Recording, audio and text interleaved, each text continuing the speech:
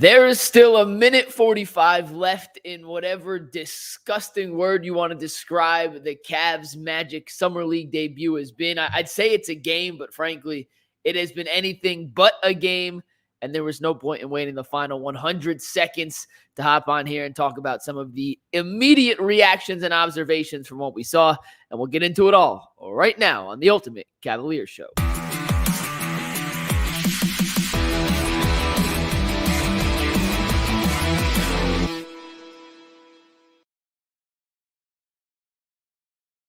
What's up, guys? Mikey McNuggets here. Going to run through a couple immediate reaction thoughts to the Cavs Summer League debut against the Orlando Magic.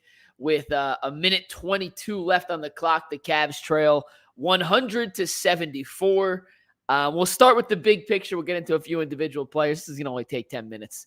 Not a whole lot to break down on the positive side here, but everyone who stepped on the court for the Cleveland Cavaliers gets a giant F- for their defensive effort. It's the Summer League. There's no need to overreact to any of this after tonight. None of this matters. But we're going to talk about the game at hand because it did just go on, and nobody played well enough defensively to give the Cavs a chance to remain undefeated going back to last season when they won the championship. This time around, Orlando seemingly made every three-point attempt they had. They got to the cup at will and got essentially any look they wanted. So from a collective Cavaliers unit perspective, the defensive effort was not there, and it's a Summer League game. It doesn't really matter. But overall, that was pretty disappointing to see from the Cavs in their debut out in Vegas. From an offensive standpoint, I didn't expect them to run a ton of sets. It's the Summer League. That's typically just roll the ball out, play, hoop, do what you can.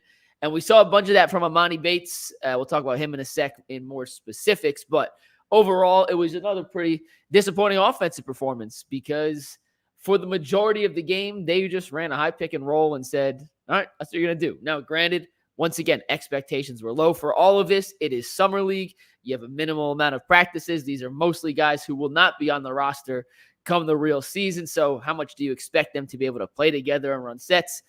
Not a ton, but you certainly saw the difference between Orlando and Cleveland today. So no need to overreact. No need to make a big deal out of any of this other than what you saw from individual players. And even that, take with a grain of salt because it is Summer League. And once again, none of this, good or bad, is a true indication of any player's individual performance moving forward. Let's start with the Cavs' first-round pick because I did think Jaylon Tyson was their biggest positive from today's game. Missed some shots. There's no official box score I can find at the moment before the game is over, so I don't know what his actual stat line looked like. But I can tell you just from the eye test of watching him on TV, he looks bigger than I thought. He looked more muscular than I thought. And once again, you're seeing Pac-12 film. He may have put on some weight in the offseason, but he certainly looked the part of a 2-3 wing the Cavs don't have yet, but hopefully he can develop into. I don't think he's going to step in and immediately be a big-time contributor, but he at least looks the part from an athletic and physical standpoint. He plays like he's shot out of a cannon. His energy and intensity is pretty high. He showed some flashes of playmaking. He made some silly decisions like you would expect from any rookie, but he did show a couple of plays here and there that made you say, hey, there's something in there I'm a little more interested in. He had a sequence in the first half where he had a block on one end of the court and then came down and had a nice left-handed finish in transition. He had a little slip on a pick and roll action in the first half where he set a little to little or guard to guard screen. I forget who was the ball handler, but took one dribble off. Tyson slipped, nice bounce pass down the middle for a wide open dunk. Jump shot still looks a little slow. The game just went final, 106-79, your final score. The Cavs will not run the table like they did in last year's Summer League championship performance, but it is one game. It's no need to overreact today, though. An ugly performance overall from the Cavs. But Tyson was a promising start. His offensive game, his scoring still needs to come together, but he showed the ability to create some separation. He showed the strength to be able to ward off defenders and try and get layups through contact in the paint. And he just looked like an athlete who could hold his own on an NBA level. Craig Porter Jr., on the other hand, for the Cavs, not great. And I like Craig a lot. He's come on UCSS twice. I have not a real personal relationship with whatsoever, but we're friendly enough that when he sees me before a game, says what's up. You would expect a guy who we had hoped would be in the Cavs playoff rotation as their backup point guard last year before he got hurt. would be able to kind of take control of a summer league game. He's a little older than most of these guys. And today was just a bad performance. His decision-making, his shot-making, I thought was both a little lackluster defensively. He was a guy that last season, that's how he kind of built his reputation as a defensive stopper, or at least a guy who can give some resistance to opposing ball handlers. It wasn't the case today. So I'm going to chalk it up to a bad performance. I am not too concerned. I am not too worried. Would not raise the red flag by any means and say, Craig Porter Jr., we have to rethink whether or not this guy can contribute to the NBA rotation. But not a good performance from him tonight. And the guy we all want to talk about, we'll talk about in 1 second. That's Emoni Bates. One more thing on DJ Burns. He's fun.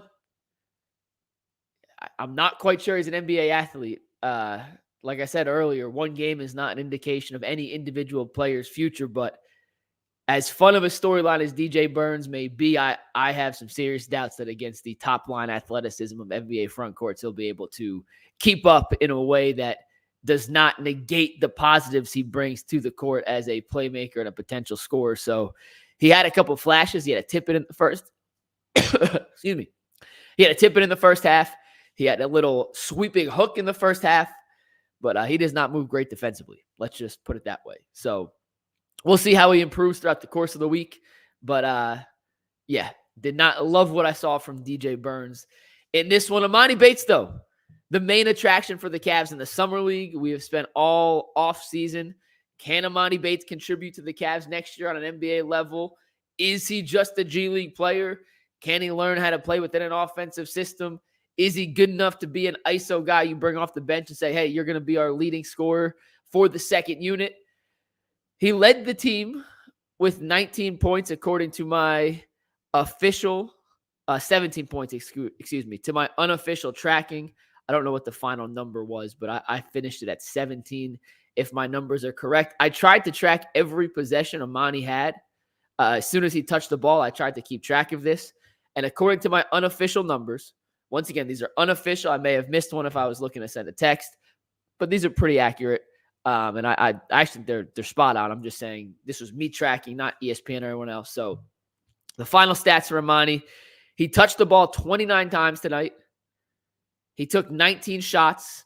Now, those include when he got fouled. So the box score, I think, will only show 17, but I think he took 19. He made 8 passes. He dribbled it off his foot once, and he fell down once. So his 29 touches turned into 19 shot attempts, 8 passes, 1 dribble, and he fell down once, and then he got batted around. In terms of what Emoni did, he was still quick despite putting on some weight, and it was pretty noticeable that, hey, Emoni had put on at least 26. Who knows the exact number? He says 26. I have no reason not to believe him, but he looked bigger, which is a prominent and promising step in the right direction, because at 170 pounds, you're going to have a real problem trying to defend NBA wings and bigger guards. His jump shot is what it is. He's a streaky shooter. He shoots with confidence. He made 2 threes. He missed a bunch, but you like him shooting those shots, at least for the most part. I didn't love a couple of the shots. According to my notes, his 26th touch of the game was a catch-and-shoot transition 3 in the left corner that I thought was just way too quick. He just caught it and let it fly without checking anything else. He had a couple tough floaters over Tristan da Silva in the paint. He had 2 nice passes off a pick and roll in the second quarter on his 12th touch. He threw an alley-oop to Larry Nance off a pick and roll. That was a great sign. He also tried to thread the needle in the third quarter as part of a pick and roll with Nance. It wasn't a great pass, but it was a great read. The pass is a little off. Nance fumbled it. He technically gets the turnover, but I would actually say Nance is more at fault for the turnover. It hit him in the hands. Nance has to catch it, but it was by no means a perfect pass. I like the read, though. So those were some promising signs that maybe his playmaking has taken a step up. But when you take 19 shot attempts on 29 touches and make 8 passes in a game, you are clearly still in the score-first mentality. And guess what? I'm not even going to knock him for that, because the Cavs are running no offense. No one else could make a shot tonight. He was literally the only guy out there who could create for himself and make a shot. Tyson showed flashes, but he was still a little passive, especially early in the first half, where I felt like he was getting his C legs, his NBA legs under him. And Craig Porter Jr. Wasn't doing much offensively. So when they got down by 20 points, it essentially turned into the Emoni Bates go one-on-one show. And what does Emoni Bates do better than maybe any other skill in his bag? It's go one-on-one. He got to his spots a few times in ways I didn't think he was capable of last season, which is a testament to the improved strength and weight he's put on over the course of the offseason. I thought he got stonewalled once or twice and then had to turn around. He threw a turnover after he drove, got lost, didn't have a plan, tried to kick it out. He threw it into the backcourt. But overall, Emoni did what Emoni does best, and that is give him the ball, get out the way, and let him shoot. He's an ISO scorer.